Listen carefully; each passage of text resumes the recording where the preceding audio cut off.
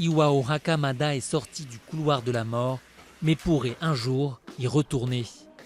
Cet octogénaire japonais a passé près d'un demi-siècle en prison avant d'être libéré il y a 4 ans dans l'attente d'un nouveau procès.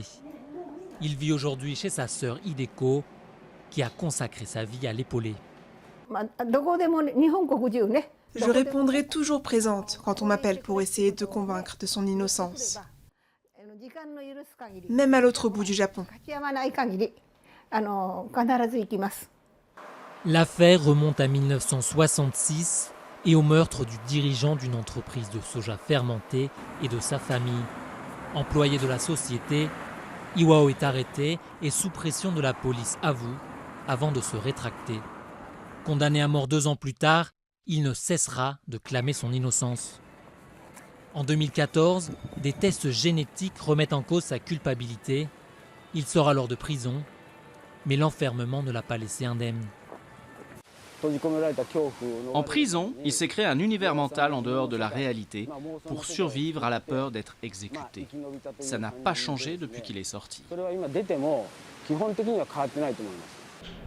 Nouveau rebondissement en juin, la justice décide finalement qu'un nouveau procès n'aura pas lieu. C'est désormais au tour de la Cour suprême de se prononcer et si les juges acceptent la demande du parquet, Iwao retournera en prison. Son passé, Iwao ne l'évoque pas directement, mais dans l'univers que s'est créé cet ex-boxeur professionnel, la notion de combat est centrale.